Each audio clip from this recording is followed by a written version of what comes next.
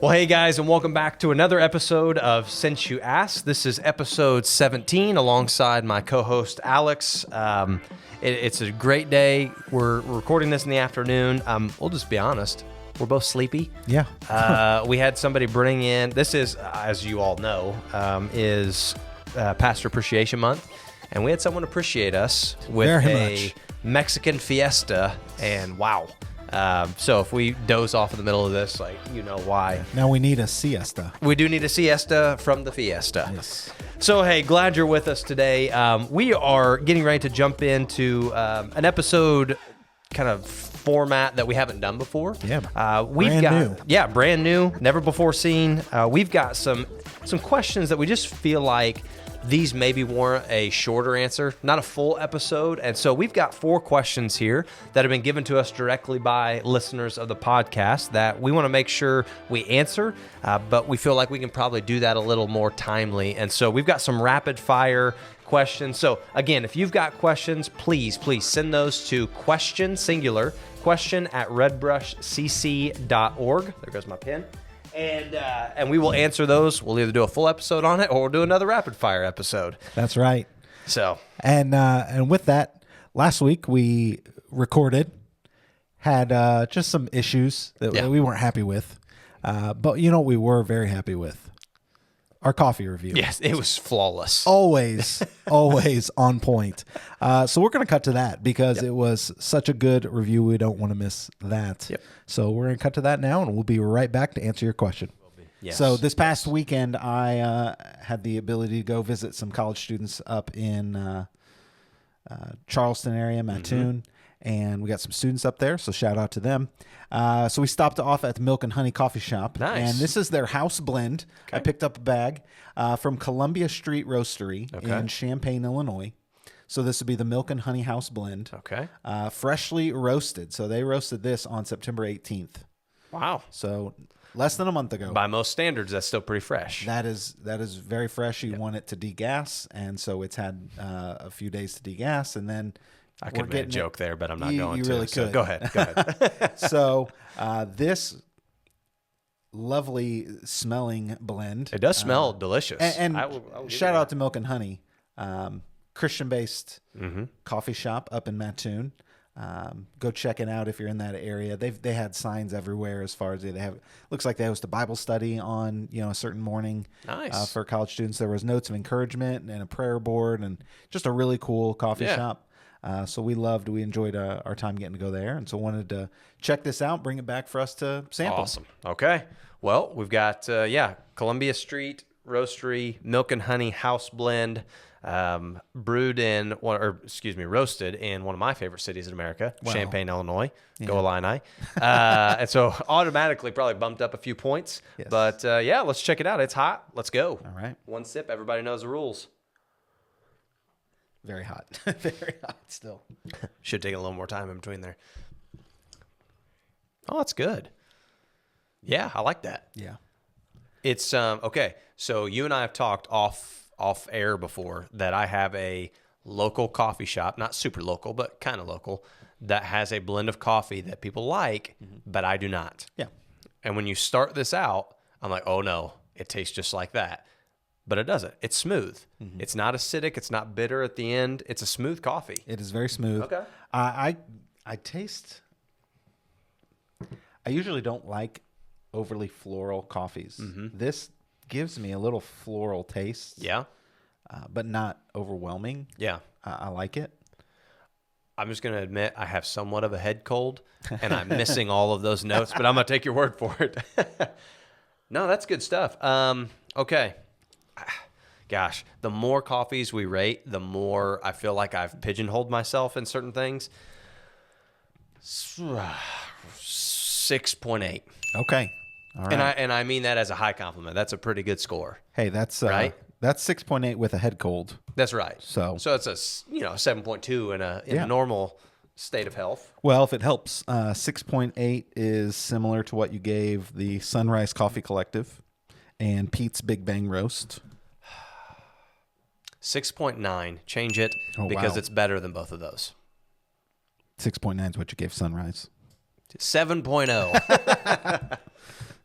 Yeah. I feel like I shouldn't retroactively go back, but I think it's better than both of them. Yeah, it is hard because, and I have the cheat sheet here. I keep track of these every week. 7.0. I'm sticking to that. So I get to kind of see where things are. I try not to do that ahead of time, but no, I was thinking 7.7.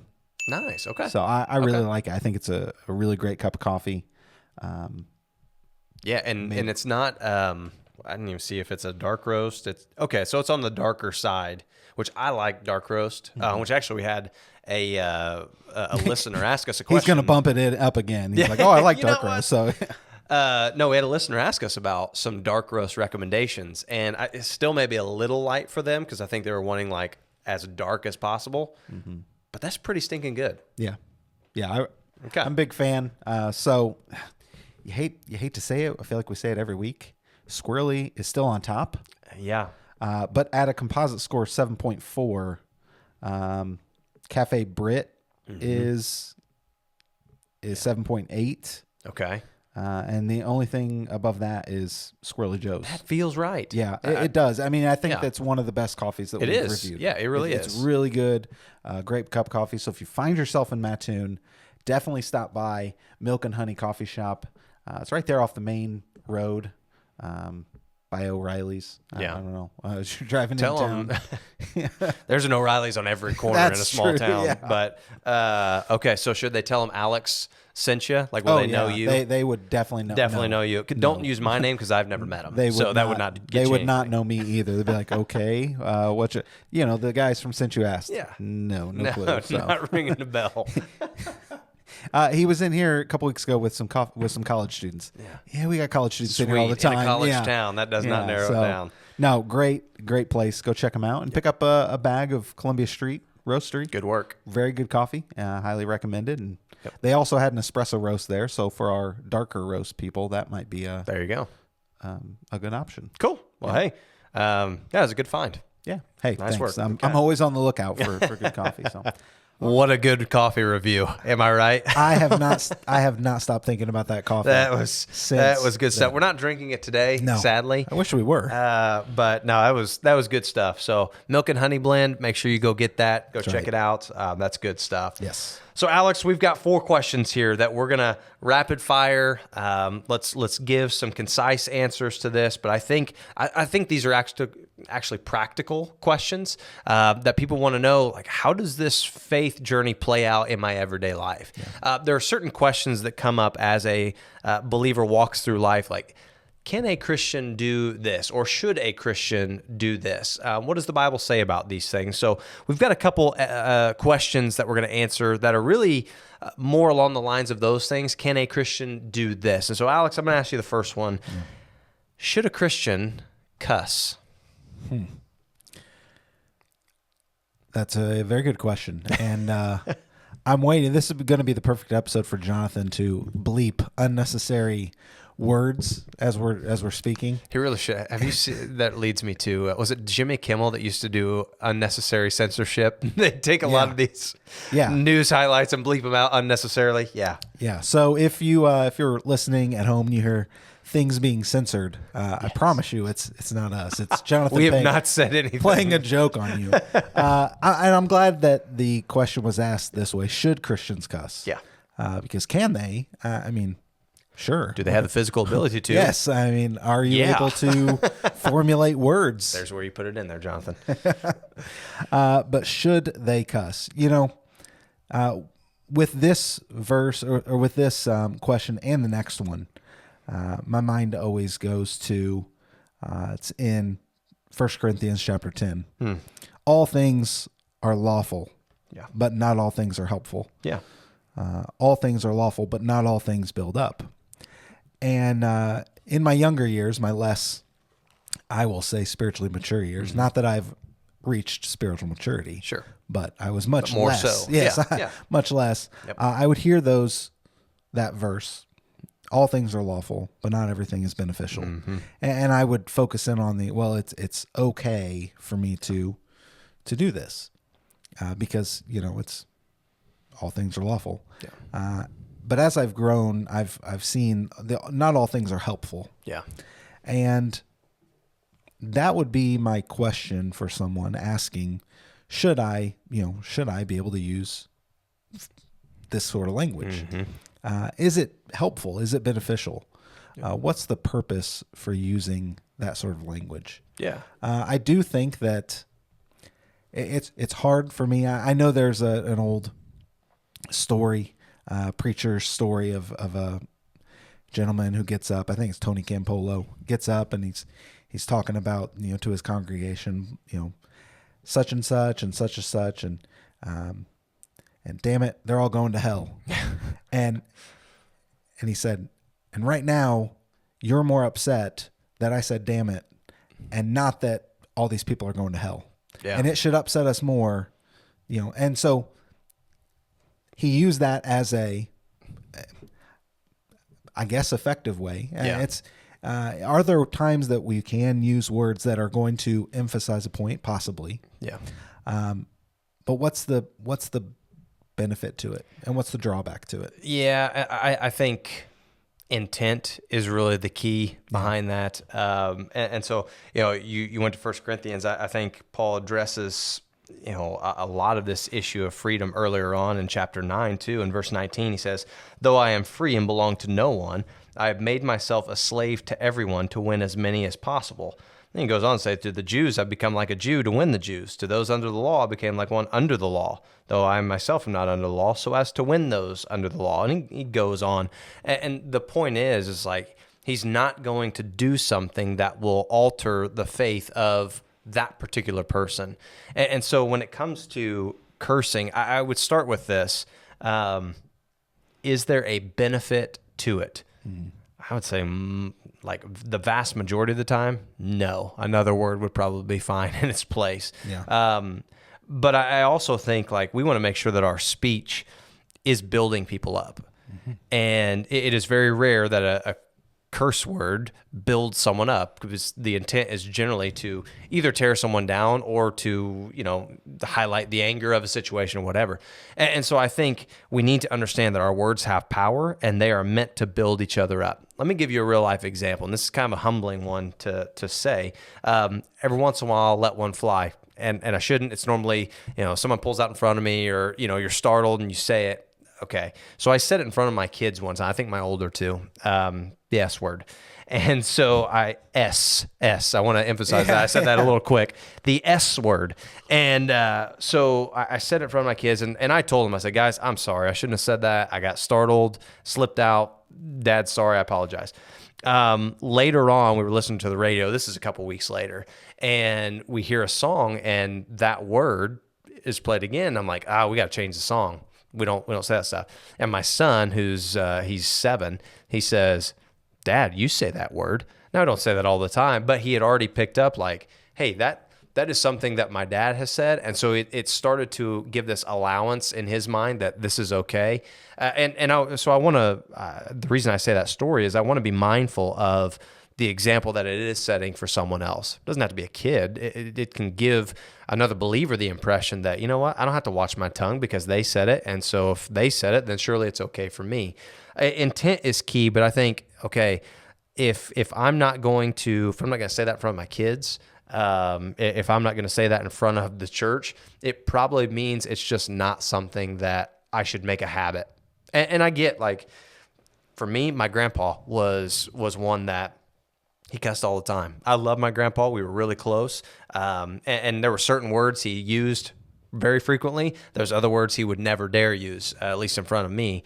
But that did kind of give me the allowance to be like, oh, he does it, so that's okay. And so you do learn from that, whether you think you're setting an example or whatever for somebody, or you think you're not. You are giving that allowance in that. So I think, man, are your words that have power, are they building something up, or are they tearing it down? And that's really the criteria try to view it through. Yeah, I've heard this argument over the last handful of years from people, is that these words, they're really just words. They have no power or meaning aside from what we have given them. Yeah.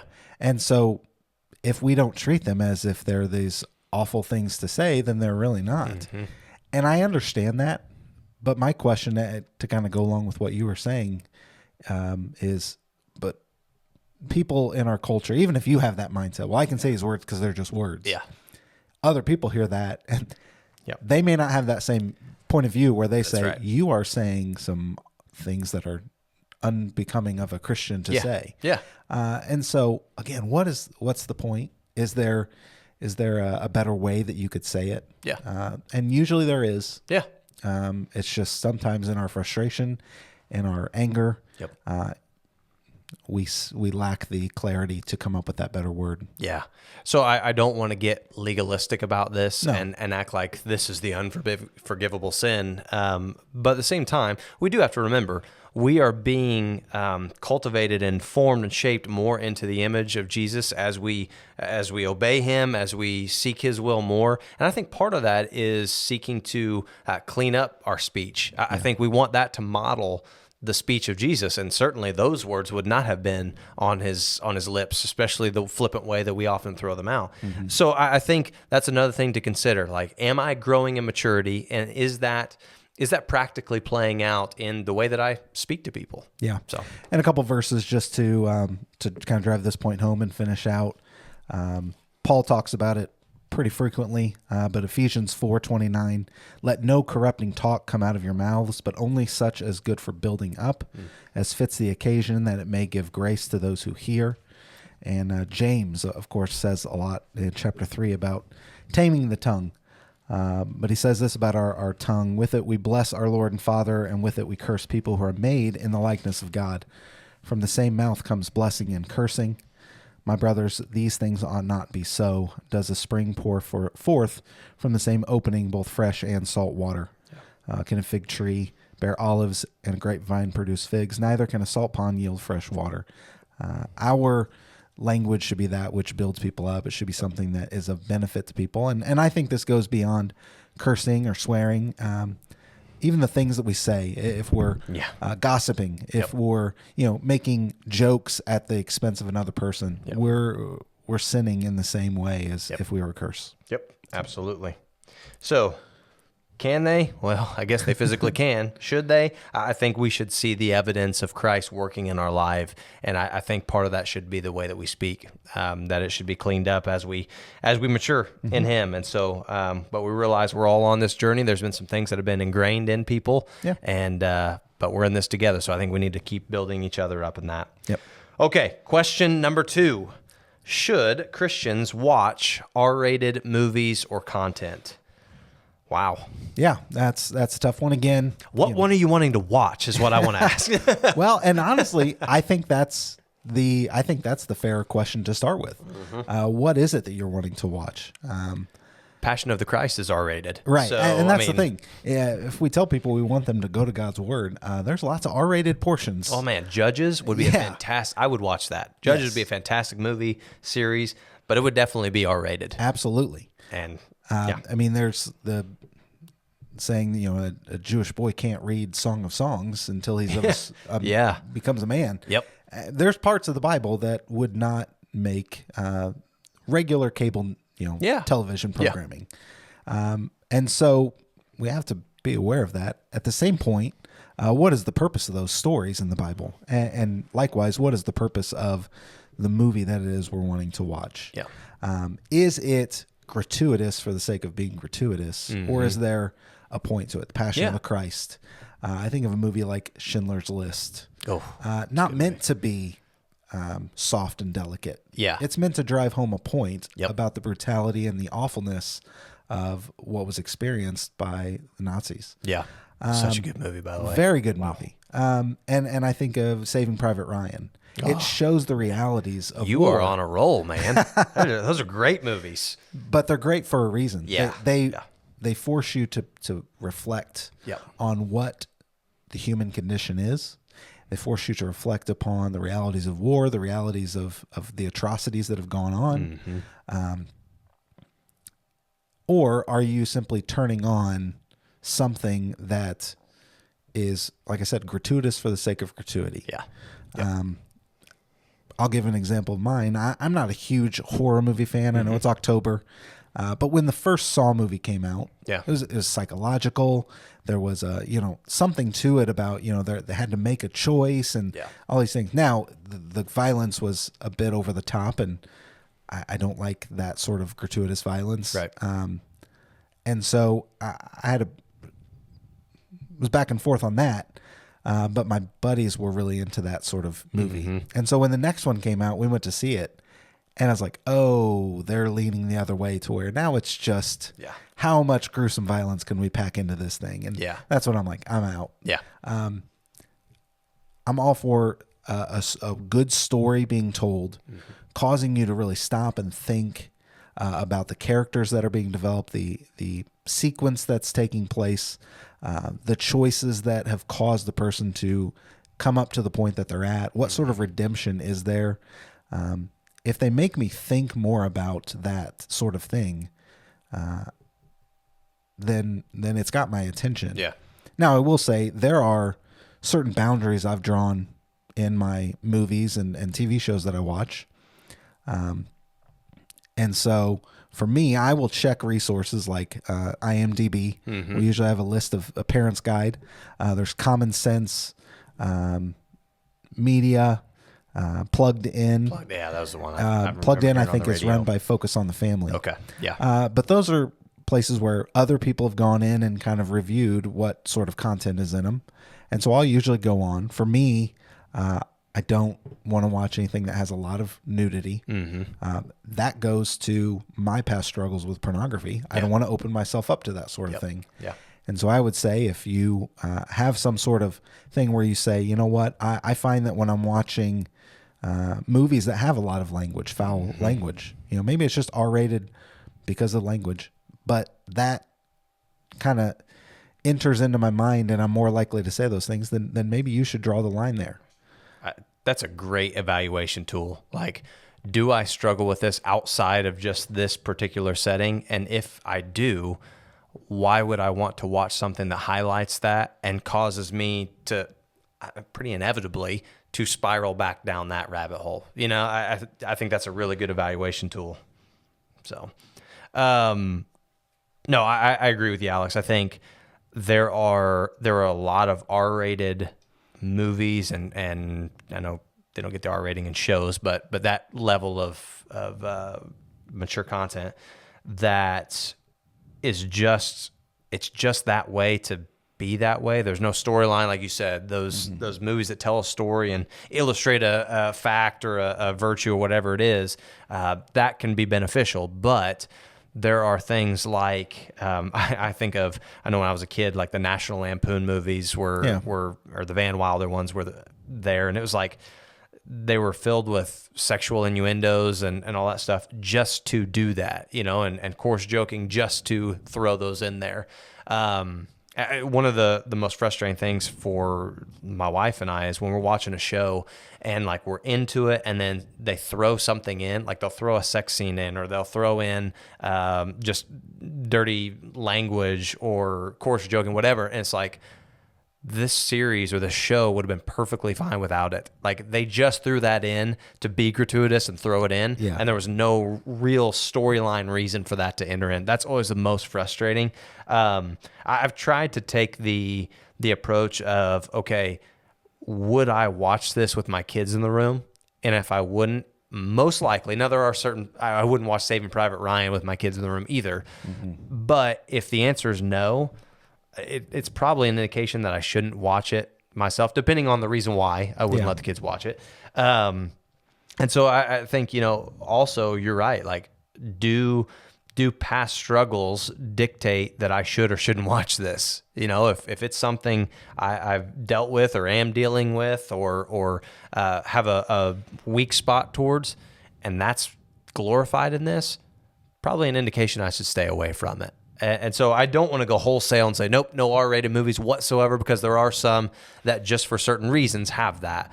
But I think if it is the gratuitous violence or sex or language, it's like, what benefit is it? Yeah. Like, is it building you up? I think the answer is clearly no. Yeah. And this is where, with that verse that we had stated in 1 Corinthians, really kind of, I see the balancing act of all things are lawful. It's you're not permitted necessarily from it, but what is the benefit? Yeah. And where are you deriving that from? And are you turning something on just to turn your mind off and consume content without filtering it, without thinking through it? Yep. Or are you viewing it as a form of art, a form of expression, to where you're pondering and thinking deeply about the human condition, the struggles of mankind, all sorts of different things. And I think that when that is done appropriately, it can be even a beneficial thing.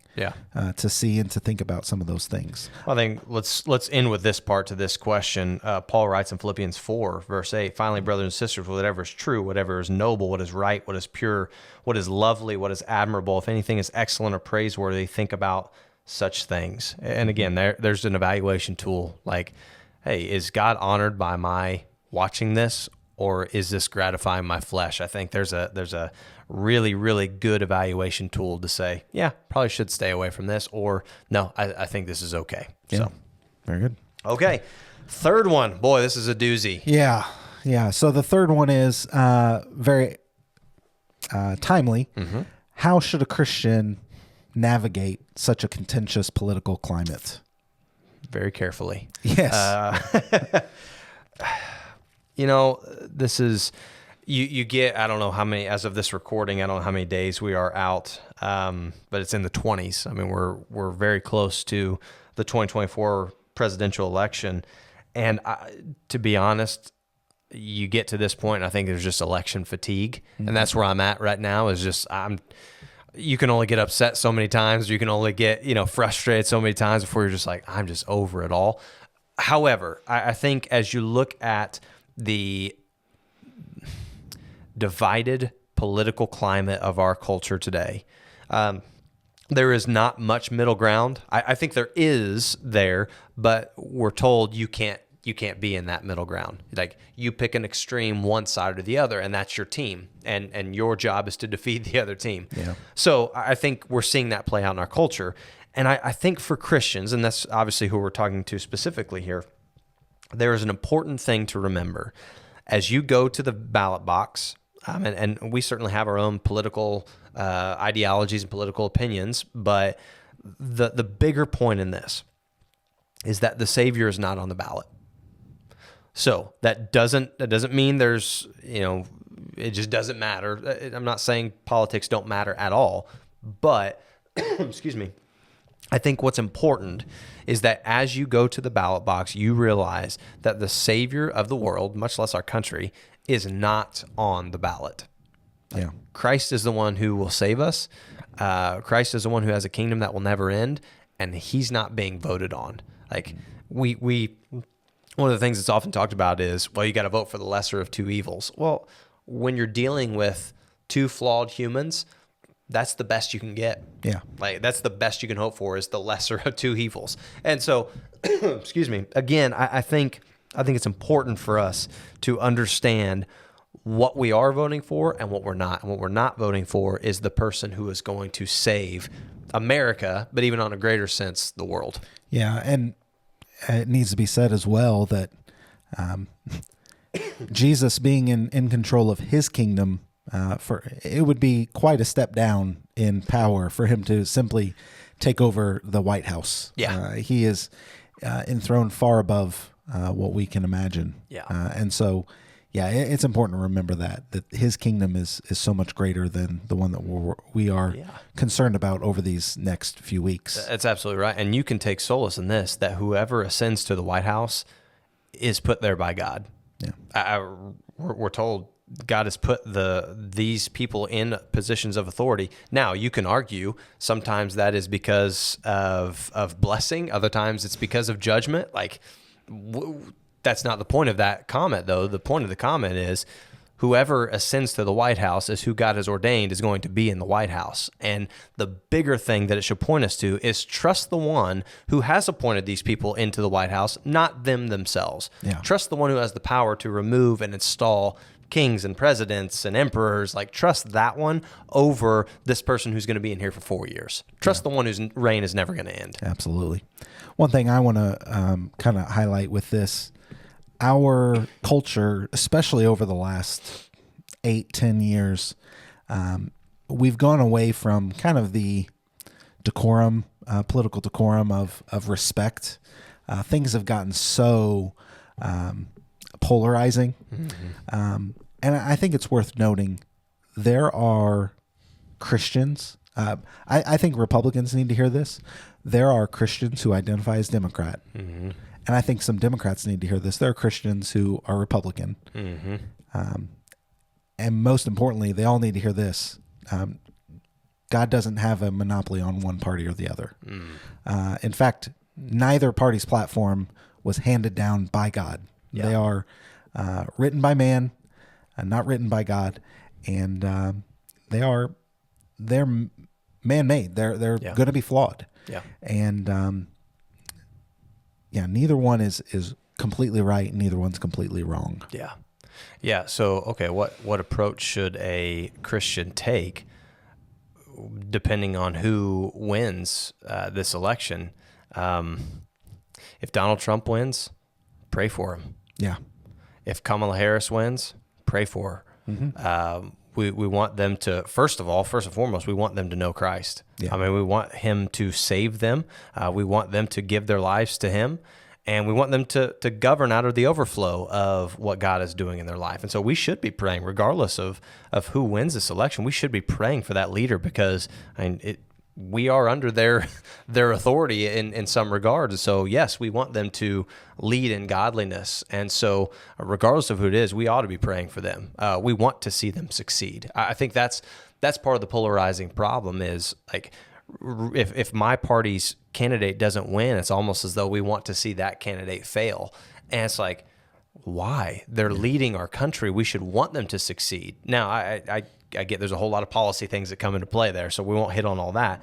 But at the end of the day, believers ought to be praying for whoever ascends to the White House, that they would govern in a way that is an overflow of God working in their life. We want to see them govern with righteousness. We want to see them govern with justice and mercy from the biblical standpoints. We want to see that. And so we ought to be praying for them, that God would intervene in that. And so, I think the last thing is this, like, regardless of who wins, you as a believer have an obligation to preach the gospel. Like, if that is the ultimate victory, salvation through Christ is the ultimate victory, the one way to bridge this gap between us and God, we can't stop that. And whoever is in the political power at the moment does not change our resolve and our urgency to preach the gospel. And so we've got to stay on mission with that. Doesn't mean we're not active in politics. Doesn't mean we're not up on current events, but we recognize that is not the greatest thing in our lives. And we don't put all our eggs in that basket. We put it in the gospel, and we preach the gospel message. Yeah. So often I hear, especially when it comes to politics and things going on, you hear, this is just another sign that the Lord is coming soon. And maybe it is, and maybe it's not. I don't know, but the turmoil across the globe, different wars, hurricanes, global disasters, it should spur us on to say the nations need this message. Yeah. And I've been entrusted with it, and I have to bring it to the world around me every day. Yep. Regardless of if Jesus comes back tomorrow or a million years from now, there are people across the world who need to know the message of Jesus. That's right. Regardless of who is in political power, regardless of what sort of economic circumstances they face, the gospel is global. It's for everyone, and that should be what we're focused on. Absolutely. Well, you kind of segue there. That was really nice into the fourth question. Yeah. Because this one feels like it's out of left field, but it's kind of. It's been relevant if you've looked at social media and you've seen some posts, excuse me, through on Facebook and all that, especially over the last couple of weeks as we record this in the middle of October. The question that came in was, what is the Feast of Trumpets?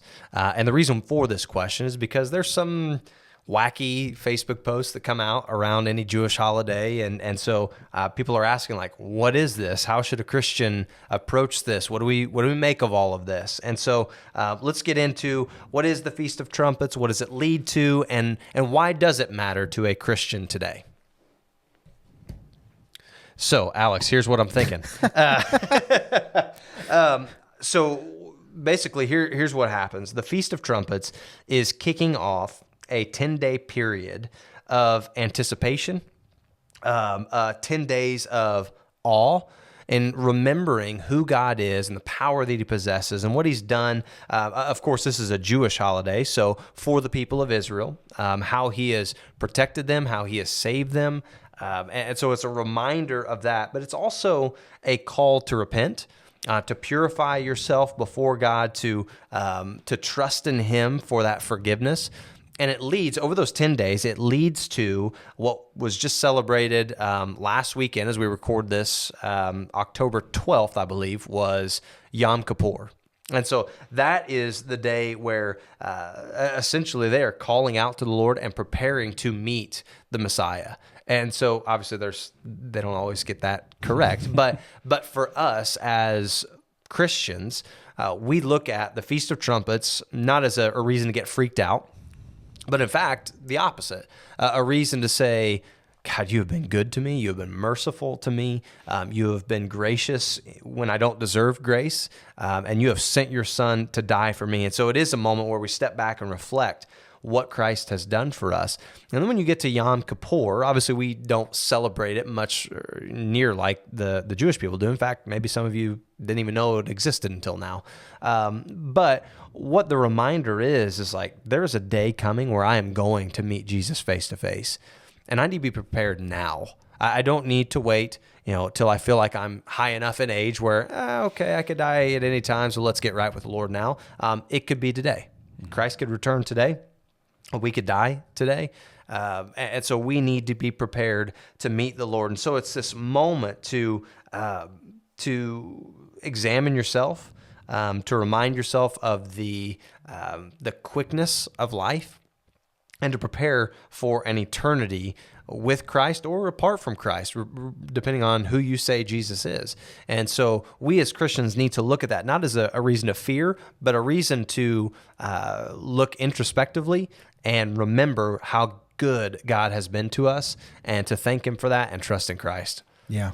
And, that kind of leads to another question is, with these different Jewish holidays, should we still celebrate them? And I think with that is, I think we should, in the sense that we should do some of the things that it teaches and talks about. Sure. Should we be taking time in our life to self-reflect, to think about God's holiness, to think about our sin, to repent of that sin?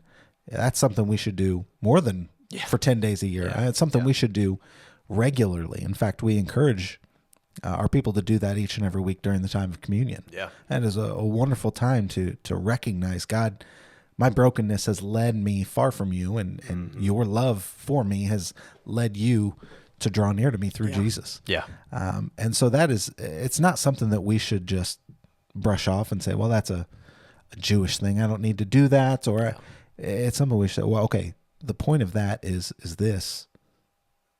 If God wanted it for his people, then I still should be doing some of those things. Yeah.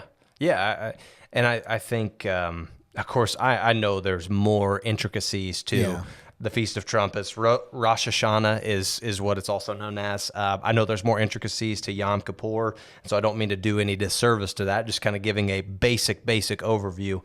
But at the same time, one of the things I admire about the Jewish holiday and the Jewish cultures is the way they slow down. You can even look on a weekly basis, the Sabbath. Like, there's nothing done from sundown on Friday until Saturday. And they just take that moment to reflect, to get together, to eat a meal. I think there's something to that. And I think in our culture a lot, we're moving so fast that we don't even give mind to how good God has been to us. We don't really take inventory of the blessings that he's established in our lives. And so I think if you're going to take anything from these Jewish holidays, it's this idea of slowing down and remembering. I think they do that really well. And I think that's something our culture can learn from. Slowing down, remembering who God is, and resting. Resting is not a bad thing. Resting, it's not a call to just be a sloth and lay on the couch, but it is a actively rest. Yeah. Remember who God is, enjoy the blessings that he's given you, and take some time to slow down. Well, rest was modeled for us, not because God needed the rest after creation, but because he was showcasing to us our need for it. Absolutely. And it is something that we neglect, and I'm just as bad as anyone at that. So, well, I think that wraps up our rapid fire podcast for today. 4 great questions. And they kind of seemed to come out of nowhere with the Feast of Trumpets, but it does kind of fit in. It does. How are we leaning in closer to God to be more and more like him? Yeah. To strive in our holiness. And that involves the areas of how we talk, the things that we consume as media, the hope that we put in political leaders versus the hope that we put in God. Yeah. All of it should be centered around a continual reflecting upon ourselves and looking towards God and his goodness. Absolutely. So we want to thank you guys for joining us for this episode of Since You Asked, episode 17. If you have any questions, as we said at the top of the show, you can email us at question@redbrushcc.org. Of course, wherever you're listening, we'd love for you to take a moment, leave us a rating or a review, leave a comment, let us know that you are watching, and let us know how it has been of an impact to you. We love any honest feedback we can get. Not all 5 stars. If you've got honest feedback, we'd love to hear it. But until next time, I'm Alex. This has been the Since You Asked podcast. We'll see you later.